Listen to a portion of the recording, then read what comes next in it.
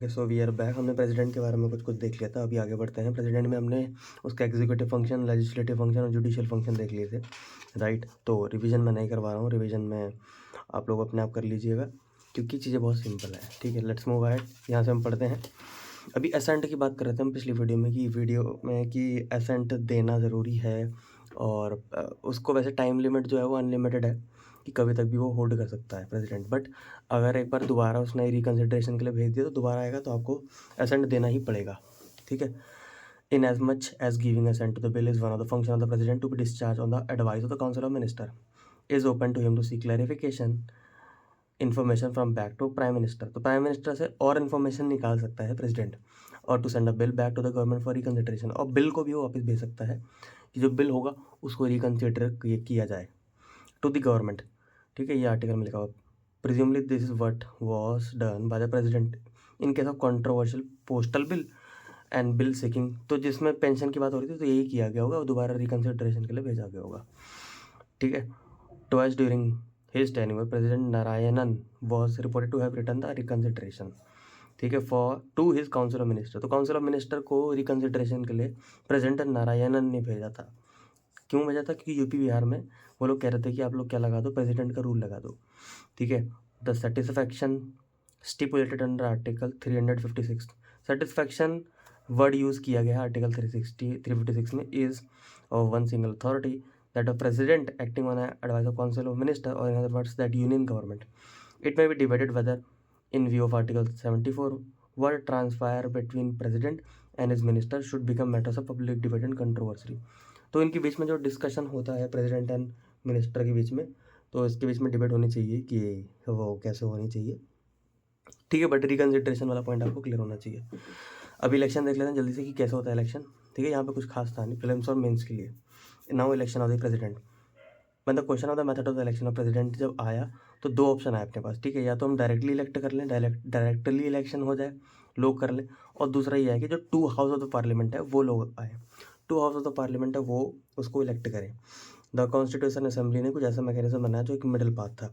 Direct election नहीं होगा और दो जो हमारे हाउस हैं, lower house upper house parliament के, उनके द्वारा भी इलेक्शन नहीं होगा। तो अज्यूम करते हैं कि उसका कुछ मिडिल पाथ है, यानी कि लोगों का कंट्रीब्यूशन भी होगा और दोनों हाउस का भी कंट्रीब्यूशन भी होगा।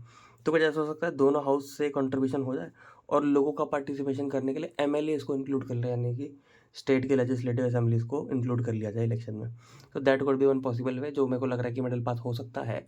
बट लेट्स सी इस बुक में क्या लिखा हुआ है।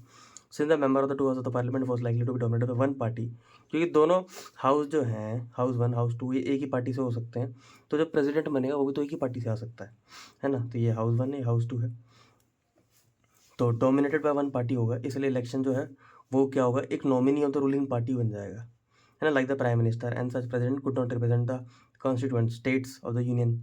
स्टेट्स को रिप्रेजेंट तो नहीं कर पाएगा वो, क्योंकि रूलिंग पार्टी का ही क्रीचर होगा। On the other hand the president was elected directly by the people, और अगर डायरेक्टली इलेक्शन होगा he could become a rival centre of power to the council of minister. तो उसके अंदर ईगो आ सकता है और काउंसिल ऑफ मिनिस्टर को बोलेगा कि भाई तुम भी इलेक्ट हो गया हो, मैं भी इलेक्ट हो गया हूँ डायरेक्टली, तो मेरे पास भी पावर होनी चाहिए, which would have been again the parliamentary system with the ministerial responsibility, ठीक है। तो एक तरह से राइवल सेंटर ऑफ पावर बन जाएगा जो कि पार्लियामेंट्री सिस्टम के खिलाफ है। एज नेहरू सेड, जैसे नेहरू ने बोला, in the constitution assembly we could not have a direct elected president and not give him real powers, ठीक है। तो ये बोला कि रियल पावर्स उसको नहीं देना, डायरेक्टली इलेक्शन नहीं होगा, तो मिडल पाथ चाहिए। Like the president of the United States our president is also elected by an electoral college. Electoral college होगा, एक कॉलेज होगा यानी कि ग्रुप होगा, वो इलेक्ट करेगा। But here are the electoral college consist of the elected members of the two house of the parliament. तो elected members होंगे दो हाउस ऑफ द पार्लियामेंट के and legislative assembly of the state, देखो लिखा हुआ है साफ साफ। तो इन दोनों के इलेक्टेड होंगे, खाली इन दोनों के इलेक्टेड होंगे, और असेंबलीज ऑफ द स्टेट होगा, ठीक है। असेंबलीज ऑफ द स्टेट होगा, legislative assembly of the state यानी कि एमएलए होंगे। The thinking of the constitution assembly was that such electoral college would make the president the elected representative of the whole nation, क्योंकि इसमें state का linkage भी आ गया ना, the clear voice given to state as well, इसीलिए। The article 48 of the constitution lays down that no person shall be eligible for election of the president until he citizen होना चाहिए, 35 as का होना चाहिए, ठीक है। 35 एज है, citizen है, and is qualified for election as a member of house of the parliament. ठीक है, और क्वालिफाइड होना चाहिए for the election of the Lok Sabha Rajya Sabha, यानी कि house of the people, sorry Lok Sabha ही होगा यहाँ पे। ठीक है, and is qualified for election as a member of house of people. तो लोकसभा के इलेक्शन के लिए वो एलिजिबल होना चाहिए। तो यानी कि इसको आरपीए के अंडर कोई भी ऐसा कानून उसको डिस्क्वालीफाई नहीं करना चाहिए इलेक्शन के लिए। ठीक है, तो 35 ईयर्स और डिस्क्वालिफिकेशन नहीं होना चाहिए इसको लोकसभा के लिए। A person shall not be eligible for election as a president if he hold any office of profit. उसका कोई ऑफिस ऑफ प्रॉफिट नहीं होना चाहिए। ऑफिस ऑफ प्रॉफिट यानी कि कहीं पे उसको प्रॉफिट हो रहा है सरकार से या कुछ उसको पैसा आ रहा है भर भर के, तो वो ऑफिस ऑफ प्रॉफिट नहीं होना चाहिए अंडर गवर्नमेंट ऑफ इंडिया और गवर्नमेंट ऑफ एनी स्टेट और any local authority subject to control of set government. तो सरकारी के अंडर वो कोई ऑफिस ऑफ प्रॉफिट होल्ड नहीं करना चाहिए, यानी कि एक आईएएस ऑफिसर मान लो वो है तो वो नहीं बन सकता क्योंकि वो ऑफिस ऑफ प्रॉफिट है, एक तरह से ऐसा कह सकते हो आप। ठीक है, तो ऑफिस ऑफ प्रॉफिट भी इंपॉर्टेंट है, but a person shall not be deem to hold any office of profit by reason that he is the president और vice president of the union और the government of any governor of any state. और उल्टा भी नहीं होना चाहिए कि कोई प्रेसिडेंट बन गया तो उसके बाद भी वो क्या कर सके, ऑफिस ऑफ प्रॉफिट को संभालने लग जाए, ऐसा भी नहीं हो सकता। तो reverse case is also not possible. ठीक है, वो भी नहीं हो सकता। तो पहले भी पॉसिबल नहीं है और बनने के बाद भी पॉसिबल नहीं है। ठीक है, तो ये कि कोई अपना नाम यूज़ करके ऑफिस ऑफ प्रॉफिट को कंट्रोल करे। डॉक्टर राधाकृष्णन ने क्या बोला, डॉक्टर जाकिर हुसैन ने बोला अच्छा, इन्होंने कंटेस्ट किया election to the office of the president of the India in this respectively without resigning from the vice office of vice president of India. तो वो लोग वाइस प्रेसिडेंट थे राधाकृष्ण जाकिर हुसैन, तो उसको रिज़ाइन करे बिना उन्होंने इलेक्शन लड़ा। However, notwithstanding the constitutional provision, Sri V.V. Giri was then the vice president and Dr. N. Sanjeeva Reddy was the speaker of the Lok Sabha, resign किया इन लोगों ने before filling the nomination paper for the election of the office of president। तो इन्होंने resign किया, इन्होंने दो लोगों ने रिज़ाइन नहीं किया। Doctor N Sanjiva Reddy again resigned from the office of the speaker before nomination proposed him as a candidate of the office of the president was filed। तो इसने रिज़ाइन किया है इस बंदे ने। Vice president Shri R Venkatram, president S D Sharma who contested and won presidential election in this respectively did not resign. इन्होंने resign नहीं किया, जब तक रिज़ाइन नहीं किया जब तक till they assume the office of the president. ठीक है, तो इलेक्शन आप लड़ सकते हो विदाउट रिज़ाइन भी, बट जब आप बन जाओगे तो आपको वो छोड़ना पड़ेगा। ठीक है, तो पहले वाला ऑफिस ऑफ प्रॉफिट जो है वो आपको छोड़ना पड़ेगा। ठीक है, तो ये है the presidential and vice presidential election act. एक एक्ट है the presidential and vice presidential election act है, and the rules framed there under regulate all the matter related to और connected with the election of the office of the president. तो president के election के जो rules होंगे micro detailing वाले होंगे, micro detailing वाले वो इस कानून के अंदर लिखे हुए हैं। तो माइक्रो डिटेलिंग इसमें, बट मोटा मोटी कॉन्स्टिट्यूशन में लिखा हुआ है कि 35 ईयर्स होना चाहिए, डिस्क्वालिफिकेशन नहीं होनी चाहिए, ऑफिस ऑफ प्रॉफिट नहीं होना चाहिए। ठीक है, बाकी इसका एक स्पेसिफिक कानून भी है जो मैंने आपको जस्ट अभी बताया कि presidential and vice presidential election act, और उसके रूल्स भी हैं। ठीक है, the act of 1952 was amended, 2 बार अमेंड हुआ टू मेक सर्टेन चेंजेस उसी कानून में, there in the light of the experience gain during the election held. Similarly ये जो रूल्स हैं ये भी बाद में चेंज हुए। The main requirement of the act are, तो कानून में लिखा क्या है साफ साफ देख लेते हैं एक बार जल्दी से। A nomination paper for the election of the president of India should be completed in the prescribed form subscribed by the candidate as ascending to the nomination and also by at least 50 electorals as proposers। तो 50 लोगों को ऐसा propose करना पड़ेगा कि इसका नाम कि यस ये आ रहा है इलेक्शन में तो रेडी है, and at least 50 electors as seconder, और उन 50 को हाँ बोलने वाले फिर 50 लोग होंगे, यानी कि टोटल 100 लोग। ठीक है, तो ये उस कानून में लिखा हुआ है, ये कॉन्स्टिट्यूशन में लिखा कि 50 लोग होंगे। ठीक है, जो हाँ बोलेंगे कि आप हम प्रपोज कर रहे हैं इसका नाम। ठीक है, ऐसे तो कोई भी अपना नाम डाल सकता है इसीलिए।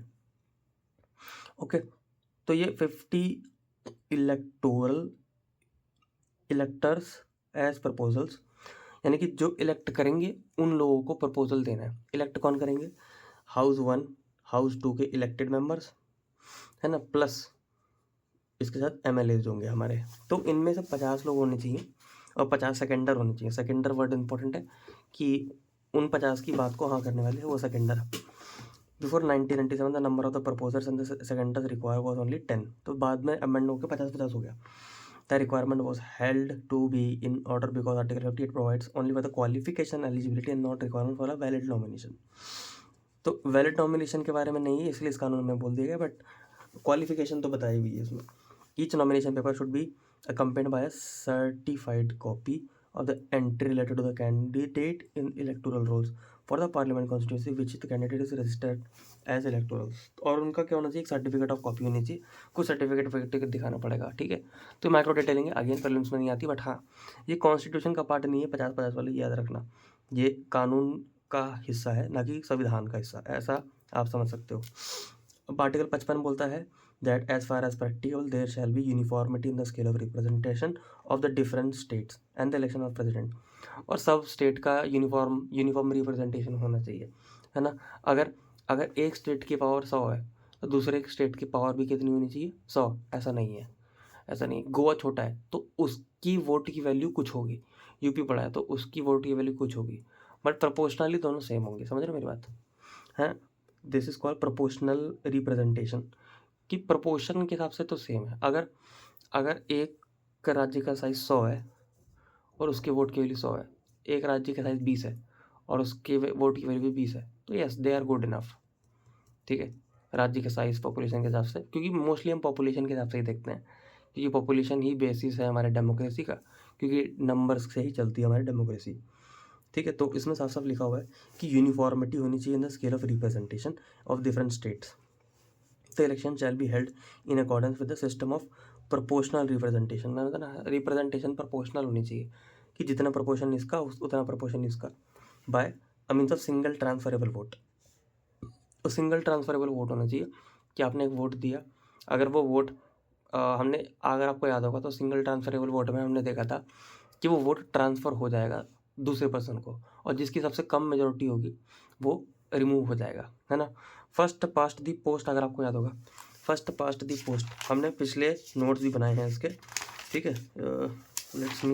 लेट मी सी, फर्स्ट पास्ट दी पोस्ट, अगर आप यहाँ पे देखोगे लिखा हुआ है, रिड्यूसिंग करता है पार्टीज को, डिस्करेज करता है एक्सट्रीमिस्ट पार्टी, ठीक है। तो ये हमने देखा था, तो इसमें एक तरह से वोट का ट्रांसफ़र होता है, ठीक है। तो सिंगल ट्रांसफरेबल वोट, ये वर्ड्स इंपॉर्टेंट है, proportional representation, single transferable vote and the voting shall be by secret ballot, ठीक है। सीक्रेट बैलेट होना चाहिए। The article also provides that for the purpose of securing uniformity among states inter se as well as parity between the states के बीच में parity होनी चाहिए ना, क्योंकि वैल्यू मैंने बताया ना पॉपुलेशन के हिसाब से होनी चाहिए as a whole and the union, और यूनियन का भी पूरा वैल्यू जो होगा वो होना चाहिए। यानी कि मैं आपको बोलने की कोशिश कर रहा हूँ कि जो submission of values of state जो होगा, यानी कि स्टेट की जितनी भी वैल्यूज़ होगी वोट की, वो यूनियन के वोट्स के बराबर होगी।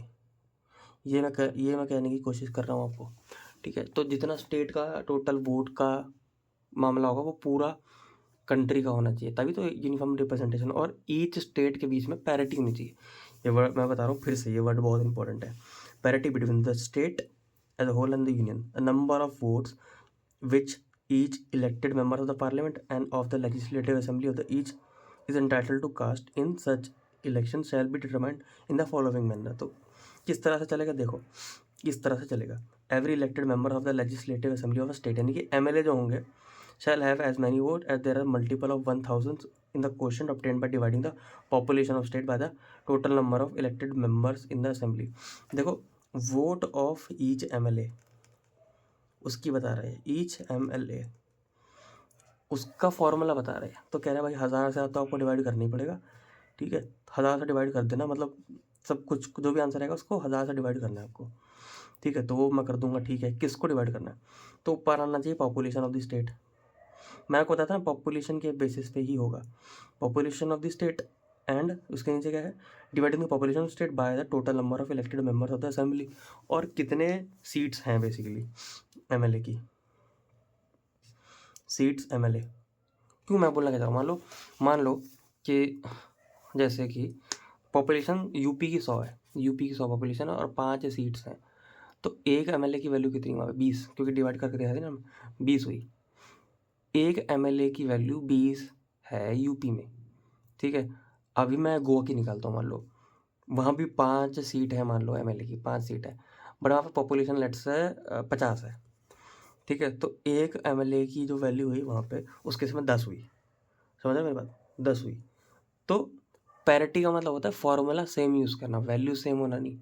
Parity means formula same use करना। पैरिटी में लिख देता हूँ फॉर्मूला सेम, ठीक है। तो इससे हमने को वैल्यू निकल गई। अब क्या करना है हमको, सबकी वैल्यू का सम, यूपी की वैल्यू को सम करो, कितना आया 20।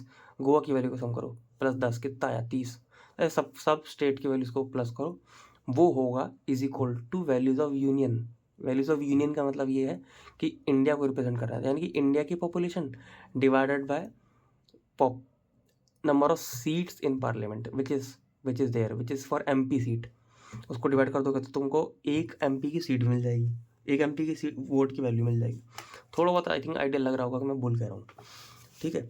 If after taking the set number of multiple 1000 the reminder is not less than 500 than the vote of the each member refer to in a shall be further increase by 1। ये approximation बता रहे हैं कि approximate कर देना, ठीक है। तो जैसे ये देखो आंध्र प्रदेश की इतनी है और आंध्र प्रदेश के MLA की वैल्यू इतनी है, ठीक है, इतनी है। तो number of vote of each share कितना होगा, number of vote of each share कितना होगा वो देखना है। तो किया कुछ नहीं इसने ना, इसको ऐसे डिवाइड कर दिया। देखो ये फॉर्मूला ऐसा डिवाइड किया इसने, अगर आप ध्यान से देखो तो ये और 100 से तो डिवाइड करना ही है, और इतना तो इतना आया, यानी कि इतना आया 148, यानी कि एक MLA की पावर है आंध्रा में इतनी, ठीक है। अब दूसरे स्टेट में सेम फार्मूला लगेगा बट वैल्यू लगाएगी, ठीक है। अब मैंने आपको बताया ना, अब इन सबको सम कर दोगे तो यूनियन के बराबर आएगा, यूनियन का वोट। और यूनियन का वोट निकालने के लिए आपको क्या करना है, population of India divided by MP की कितनी सीट्स अवेलेबल है इज इक्वल टू सबमिशन करके जो स्टेट का आया होगा, क्योंकि हमको स्टेट का सबमिशन करके मिला होगा, तो वो है। तो वही चीज़ ना यहाँ पे लिखा हुआ है, each elected member of the either house of the parliament shall have such number of vote as may obtain by dividing the total number of votes assigned to the member of legislative assembly of the state under AB above by total number of elected members of the both house of the parliament। both house of parliament मैंने बताया ना, both house of parliament को करेंगे fraction exceeding 1/2 counted as 1 other, वो last में approximation बता रहे हैं। कॉम्प्लिकेटेड लैंग्वेज में जो भी बता रहे हैं, बट मैं आपको शॉर्ट में बता रहा हूँ कि ये है, ये मामला यही है, बाकी सब तो फालतू बातें हैं, ठीक है। तो let's move the total number of members in an electoral college for the 1997 presidential election for example इतना था, मान लो ये वैल्यू थी एज डिटेल बिलो। तो जिसमें जो अगर आप ध्यान से देखोगे तो राज्यसभा की मान लो इतनी है, लोकसभा की मान लो इतनी है, और स्टेट लेजिस्लेटिव असेंबली की इतनी है, तो टोटल इतनी आ गई। ऐसे सबकी वैल्यूज हमने ऐसे निकाली है, ठीक है, ये हमने वैल्यूज निकाली है। तो बस आप प्रीलिम्स मेंस के पॉइंट ऑफ व्यू से समझो कि क्या है, प्रोपोर्शनल रिप्रेजेंटेशन करने की कोशिश कर रहे हैं, पैरिटी यानी कि सेम फार्मूला लगा रहे हैं स्टेट के लिए, और उसको सबमिशन करके population of India divided by the number of seats which is available for the member of parliament, और ये तो करके निकाल लेंगे, इसको नीचे लेके आएंगे तो आई थिंक उसकी पूरी वैल्यू हमको निकल जाएगी, ठीक है। तो ये, और पॉपुलेशन ऑफ इंडिया निकालने के लिए क्या करेंगे, पॉपुलेशन ऑफ ईच स्टेट को प्लस करते हुए चलेंगे, ठीक है। तो उससे अपने को चीज़ें मिल जाएंगी, ओके। तो अब आगे बढ़ते हैं। The value of the vote of each member of parliament both Rajya Sabha and Lok Sabha was arrived by dividing the total value of the vote. देखो वही लिखा हुआ है, total value of vote assign to elected member of legislative assembly, ये जो value आएगी by total number of elected members of the 2 house of parliament, और उसको डिवाइड ही तो करना है आपको, खाली सिंपल डिवाइड करना है, यानी कि इसको इससे डिवाइड ही करना है आपको, तो आपको उससे वो आपको मिल जाएगा उससे value of member of parliament की, ठीक है। तो समझ में आ रहा होगा ना, हमको वैल्यूज़ को सेम दिखाना है, यानी कि सेंटर स्टेट की वैल्यूज़ को सेम दिखाना है, और पैरिटी रखनी है स्टेट के बीच में, ठीक है। तो वही ना, इसमें कॉम्प्लिकेटेड लैंग्वेज में लिखा हुआ है, मैं जल्दी जल्दी पढ़ दे रहा हूँ बस, आप अपना थोड़ा दिमाग लगाओगे तो समझ में आ जाएगा, इसलिए मैं ज़्यादा रिपीट नहीं कर रहा हूँ क्योंकि बुक फिर कब खत्म होगी। The value of the vote of each member of the parliament, दस कम टू इतना आ गया। अगर आप देखो तो वैल्यू ऑफ ईच पर्सन ये है इन पार्लियामेंट, बट इसमें अगर आप देखोगे पार्लियामेंट में ज़्यादा है और स्टेट में कम आएगा इसकी वैल्यू, क्योंकि जो MP हैं वो कम है, यानी कि एक MP बड़े रीजन को रिप्रेजेंट करता है। आई होप थोड़ा बहुत समझ में आ रहा होगा मैं बोल क्या रहा हूँ। द वैल्यू, अच्छा अभी समझ में नहीं भी आ रहा है ना, तो एक बार आप कमेंट करके पूछ लेना कि मेरे को समझ में नहीं आया, तो मैं आपको बता दूंगा, the value of the vote of each member of the state legislative assembly differ from state to state depending on the strength of assembly and the population of the state।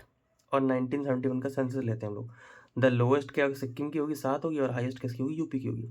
यानी कि एक MP MLA की value इतनी है वहाँ पे और यहाँ पे इतनी है। ठीक है, तो पैरिटी है, देखो पैरिटी यानी कि सेम फॉर्मूला यूज़ किया गया है। The method of providing parity between states as a whole on the other hand and the union on the other means that the whole process was weighted in favor of the representative of the state। state का भी representation होगा। they got double representation, first as a member of the council of state, secondly as a member of the state assembly। तो उनको double representation कैसे मिला, पहले member of council of state यानी कि राज्यसभा में और फिर मेंबर ऑफ स्टेट असेंबली। तो डबल रिप्रेजेंटेशन की बात कर दी है स्टेट्स की, तो स्टेट का लेना देना है। This was done deliberately to make the office of the president commanding unquestioning support from the entire country and constituent state। The idea of providing uniformity in the scale of representation from different states inter se was broadly to provide representation on the basis of population and to respect one man one vote principle and concept of Indian citizenship equality amongst citizens। Clear हो गया वो क्या है। The system of proportional representation by single transferable vote for the presidential election was adopted presumably and simply because it was believed to give representation to minorities। तो minorities को representation मिलेगा इसलिए हमने proportional representation यूज़ किया हुआ है, क्योंकि parity होगी इस केस में, proportion के हिसाब से होगा ना, proportional का मतलब ही parity है, parity का मतलब same formula. There was hardly any discussion on the point in the Constitution Assembly। The proposal was just accepted। The system is hardly any relevant in a single member constituency situation। तो single member person है अगर, तो उस case में तो ये system set होता ही नहीं। सिंगल मेंबर खड़ा हुआ तो उसको बना दो सीधा। The system is useful only when there are more than one seats to be filled. अगर मल्टीपल सीट्स हमको फिल करनी है for the same electorate at the same poll. ठीक है, तो मल्टीपल सीट्स में काम आएगा और सिंगल सीट में काम नहीं आएगा, कुछ ऐसा बोल रहा है। The fact to call the present system proportional representation by single transferable is a misnomer. बोल रहा है कि जो कॉन्स्टिट्यूशन में लिखा हुआ है कि प्रोपोर्शनल रिप्रेजेंटेशन होगा और सिंगल ट्रांसफरेबल वोट होगा, ये है ही नहीं, ये एग्जैक्टली में है ही नहीं है कि कॉन्स्टिट्यूशन में लिख दिया है कि प्रोपोर्शनल रिप्रेजेंटेशन है, सिंगल ट्रांसफरेबल वोट है, बट ऐसा है नहीं। ठीक है, तो एक्चुअल में इलेक्शन कैसे होता है वो तो हमको देखना पड़ेगा ना, बट हमको फॉर्मूला वगैरह थोड़ा बहुत आइडिया लग गया कि हाँ कि पैरिटी रहेगा बिटवीन स्टेट्स एंड यूनियन की वैल्यूज़ और values of the states are equal. ठीक है, उससे फॉर्मूला निकालेंगे, एक पर्सन की वैल्यू वोट निकालेंगे, बट एक्चुअल वोटिंग कैसे होगी, मेजोरिटी के हिसाब से करा जाएगा या वोट्स का ट्रांसफर होगा, वो हमने देखा नहीं है ना अभी। तो बट ये है कि जो आपने इतना याद कर लो, ठीक है याद, क्योंकि अभी ज़्यादा एक्सप्लेन नहीं किया इस पूरी बुक में। याद करने वाली चीज़ ये है कि अभी बताया गया कि proportional representation and single transferable vote जो आपने कॉन्स्टिट्यूशन में पढ़ा है वो है नहीं। मेंस में ऐसा क्वेश्चन आ सकता है कि कॉन्स्टिट्यूशन में गलत चीज़ लिखी हुई है, थोड़ा एक्सप्लेन करो। हाँ लिखी हुई है, जब चीज़ें proportional representation single transferable vote है ही नहीं तो लिखा क्यों है प्रेसिडेंट के इलेक्शन में, दैट्स अ मिसनोमर। ठीक है, for now let's just simply memorise this. It could better be called system of alternate vote. अच्छा, इसको सिस्टम ऑफ ऑल्टरनेट बोला जा सकता है because it does in practice operate as such, क्योंकि वो ऑपरेट ऐसा करता है, ऑल्टरनेट वोटिंग सिस्टम है, सिस्टम ऑफ ऑल्टरनेट वोट है। अब कैसे है क्या है वो देखेंगे आगे, अगर लिखा होगा तो देखेंगे, नहीं होगा तो लेट्स सिंपली रट्टा दिस, इसको याद कर लीजिए और सिंपल आगे बढ़ लीजिए, क्योंकि हमको एग्ज़ाम निकालना ना कि उसका इंटरनल जानना है कि हाँ ऐसा ऐसा होता है क्या होता है। ठीक है, वो इंटरव्यू के टाइम पे देख लेंगे, बट हाँ अभी नहीं एक्सप्लेन किया है कि बुक में, तो what should I do, even I am also not aware, I am also reading this book for the first time. ठीक है, तो जो लिखा हुआ कॉन्स्टिट्यूशन में कि भाई ऐसा single transferable vote proportional representation होगा, बट ऐसा वो है नहीं। ठीक है, एक्चुअल में जो है वो सिस्टम ऑफ ऑल्टरनेट वोट है, बट लिखा हुआ क्या है, system of proportional representation by single transferable vote लिखा हुआ है। ठीक है, there have been 13 presidential election so far. ठीक है, 13 बार हुए हैं। The only person to be elected without a contest was doctor Sanjiva Reddy हो गए थे। The most hotly contested was the CVV Giri when second preference vote had to be counted. तो अच्छा, लोग अपनी शायद प्रेफरेंस देते हैं कि मैं अपना सीक्वेंस दे रहा हूँ कि पहला नंबर पे ये, दूसरा नंबर पे, तीसरा नंबर पे, तो पीपल अपनी प्रेफरेंस देते हैं। तो आई थिंक यही है अल्टरनेट वोट यानी कि ऑल्टरनेट वोट यानी कि प्रेफरेंस वाला। The only person to be elected for the office of the president was 2 terms was doctor Rajendra Prasad. तो डॉक्टर राजेंद्र प्रसाद 2 बार जो हैं सिर्फ वही हैं जो 2 बार ही इलेक्ट हुए हैं। The election which was politically most interesting and causing the greatest anxiety in the political circle, वो जब था when Shri R Venkatram and justice Krishna Iyer there was a third valid candidate. तो ऐसा, तो प्रेफरेंस वाली बात याद रखनी है, ठीक है, और राजेंद्र प्रसाद का केस याद रखना है, बाकी सब हटाओ, पॉलिटिक्स है, तो let's ignore. Since the commencement of the constitution the following person have adorn, ये लोग आए हैं, ठीक है। तो राजेंद्र प्रसाद, सर्वपल्ली राधाकृष्ण, जाकिर हुसैन है, वागिरी वेंकागिरी एक्टिंग है, ये मोहम्मद हिदायत उल्लाह हैं, ये बहुत सारे लोग हैं, ठीक है। अब्दुल कलाम भी बने हैं, प्रतिभा पाटिल बनी है बाद में, ठीक है। तो अभी तो द्रौपदी मुर्मू है, आप लोगों को पता ही होगा।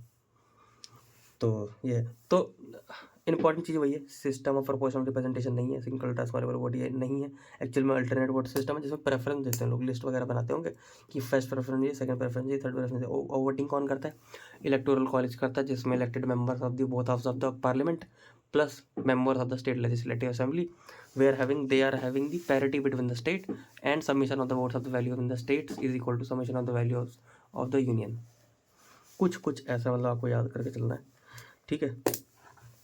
चलते हैं आगे। One of the most noteworthy thing during the presidential election till recently was that most ऑफनली many nomination were filed, although most of these were non serious candidate, है ना, जो सीरियस नहीं थे उन्होंने भी अपना नाम भर दिया, and their nomination on scrutiny was found to be invalid.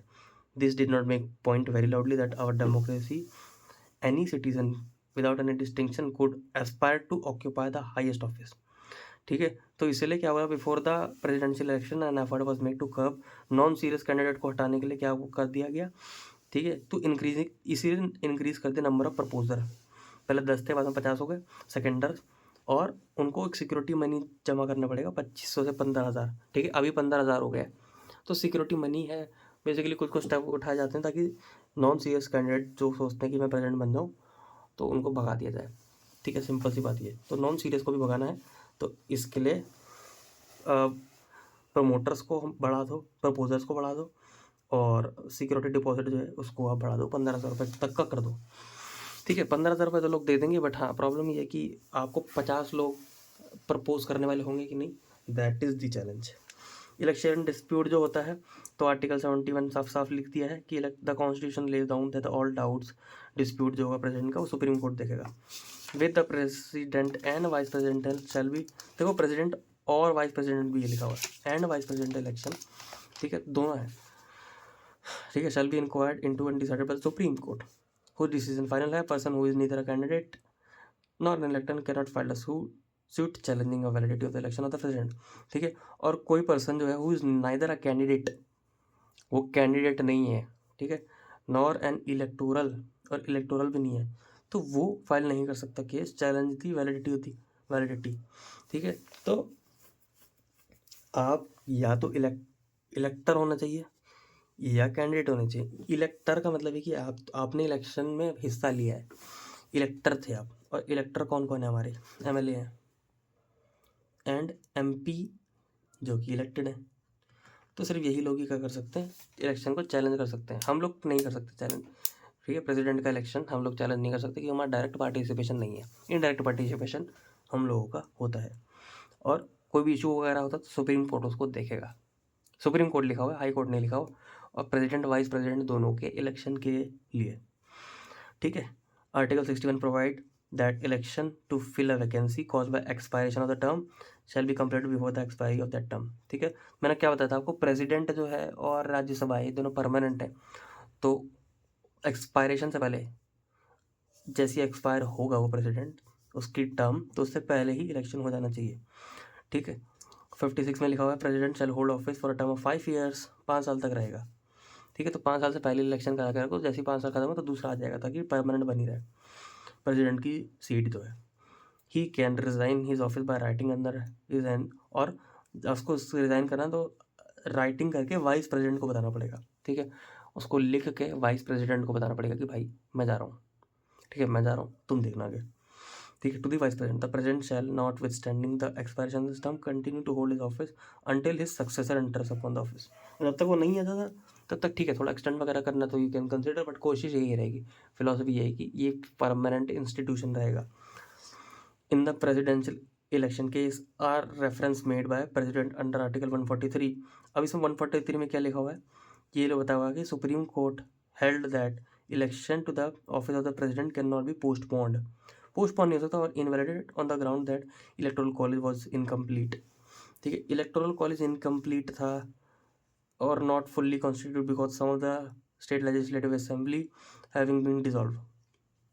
इस बेसिस पे नहीं होगा, यानी कि जो इलेक्शन का इलेक्टोरल कॉलेज है, इलेक्टोरल कॉलेज में जो लोग हैं वो पूरे नहीं आए थे, इसलिए इलेक्शन को इनवैलिड माना जा रहा है, ऐसा नहीं होगा, साफ साफ लिख दिया गया है। ठीक है, तो supreme court held that the election to the president can not be postponed और invalidated on the ground that electoral college was incomplete और नॉट फुल्ली कॉन्स्टिट्यूटेड बिकॉज और some state legislative assembly having been dissolved. The election of the president or the vice president cannot be questioned on simply ground of there being any vacancy among the members of the electoral college. तो electoral college खाली था, electoral college में vacancy थी, तो vacancy पूरी करो पहले, उसके बाद ही प्रेसिडेंट का इलेक्शन होगा, ऐसा ज़रूरी नहीं है। This is the most important point for prelims. ठीक है, यहाँ से प्रीलिम्स का क्वेश्चन बनेंगे। तो ये प्रेसिडेंट का टॉपिक हो गया अपना। अभी प्रेसिडेंट को भगाएंगे ना, क्योंकि अब प्रेसिडेंट आ तो गया है, परमानेंट भी है, ठीक है, बट इसको भगाना भी है। तो भगाने के लिए इम्पीचमेंट वर्ड यूज़ किया गया, उसके लिए इम्पीचमेंट। तो आर्टिकल 61 में लिखा हुआ प्रेसिडेंट में be remove from the office by impeachment on ground of violation of the constitution. Violation of constitution के बेसिस पे ही आपको निकाला जाएगा। द चार्ज फॉर इम्पीचमेंट में be preferred in the either house of the parliament by resolution. तो किसी भी हाउस में एक रेजोल्यूशन पास करना पड़ेगा bye at least 1/4 of the total member of the house. ठीक है, at least 1/4 of the total member of the house and passed by majority of not less then 2/3 of the total membership of the house. ठीक है, तो 2/3 of the total membership of the house, तो total member जितने भी हैं, present and voting नहीं, कि present भी थे उस दिन और वोट कर रहे थे, टोटल मेंबर जितने भी थे उसमें से 2/3 लोगों ने पास कर दिया। ठीक है, ये वाली बात को, तो ही क्या होगा, तो ही आपका जो प्रेसिडेंट है वो इम्पीच कहलाएगा। तो किसी भी दोनों हाउस में आप इंक्वायरी जब शुरू करोगे, तो इंक्वायरी शुरू करने के लिए 1/4 of the total number of member of the house and passed by a majority, pass करना है 2/3 को, और द टोटल मेंबरशिप और the house, total membership of the house है, प्रेजेंट एंड वोटिंग नहीं है। ठीक है, when a charge is so preferred by the one house, it shall be investigated by the other house, and if resolution is passed in this house by measure of 2/3 of the total membership, the president shall removed from his office। ठीक है, तो ये 2/3 ने अगर पास कर दिया तो दूसरी वाले हाउस में जाएगा, फिर वहाँ डिस्कशन होगा, फिर 2/3 ने वहाँ से कोई पास कर दिया तो रिमूव, तब प्रेसिडेंट रिमूव हो जाएगा। आर्टिकल 61 में लिखा हुआ है। तो आर्टिकल 61 डन। 71 में क्या लिखा हुआ है, जो भी रिजल्ट होगा, जो भी इश्यूज होंगे, डिस्प्यूट्स होंगे, वो सुप्रीम कोर्ट देखेगा। ठीक है, और रिज़ाइन करना है उसको तो कैसे करेगा, वो वाइस प्रेसिडेंट को बता के जाएगा राइटिंग में। ठीक है, तो ये हो गया अपना सिंपली प्रेसिडेंट का की बात। 72 में क्या लिखा था, वो पारडाउन हो गया, रिप्राइव होगा, रेस्पाइट हो गया, है ना, वो वाली सारी पावर्स जो हैं प्रेसिडेंट के पास होगी। और आर्टिकल 108 में क्या था कि डिस्क्वालिफिकेशन ऑफ द मेंबर है, उसका डिसीजन जो लेना है तो वो 108 के हिसाब से प्रेसिडेंट लेगा। ठीक है, थोड़े बहुत आर्टिकल याद हो रहे होंगे आप लोगों को भी। और अच्छा, ऑर्डिनेंस भी पास कर सकता है, आर्टिकल 123 में लिखा हुआ है, समन कर सकता है हाउस को, और बजट पेश कर सकता है गवर्नमेंट ऑफ इंडिया का जो होता है, और कॉन्स्टिट्यूशनल रिपोर्ट्स होती हैं वो सारी, वो कर सकता है पेश। ठीक है, नॉमिनेट किसको करता है, वो स्पीकर प्रो टेम को करता है, स्पीकर को नहीं, स्पीकर प्रो टेम को करता है। एंड एक्टिंग चेयरपर्सन जो होता है, क्योंकि एक्टिंग वाले बेसिकली सेकेंडरी वाले डेपुटी वाले जो होते हैं ना, उनको ये नॉमिनेट करता है। एंग्लो इंडियन का भी कॉन्सेप्ट था, वो चला गया। ठीक है, तो ये हाईली जितने भी कॉन्स्टिट्यूशनल फंक्शनरीज हैं, सुप्रीम कोर्ट के जज, हाई कोर्ट के जज, कैग, गवर्नर, ठीक है, इन सब का भी एक तरह से अपॉइंटमेंट करता है हमारा प्रेसिडेंट। बाकी रियल सुप्रीम कमांडर तो होता ही है, ये भी आपको क्लियर हो गया होगा। ठीक है, तो आई होप चीज़ें क्लियर हैं। अभी हमको पढ़ना है वाइस प्रेसिडेंट से, तो हमने आई थिंक कुछ पन्ने तो पढ़ लिए हैं, विच इज़ गुड। ठीक है, विच इज़ गुड, क्योंकि आज तो मैं गया हुआ था थोड़ा काम से बाहर, तो वीडियो मैं बना नहीं पाया था, तो अभी बहुत लेट हो गई है तो मैंने वीडियो बना दिया। ठीक है, तो कुछ पन्ने मैंने बना दिए, कुछ पन्ने हम पढ़ेंगे कल। वाइस प्रेसिडेंट से। और मैं कोशिश करता हूँ ये बुक जो है जल्दी से जल्दी जनवरी के महीने में ही ख़त्म हो जाए तो अच्छी चीज़ है, क्योंकि हम कब तक जो है पॉलिटी को लेके बैठे रहेंगे और सब्जेक्ट भी हमको पढ़ने हैं। ठीक है, until then, bye bye, keep revising.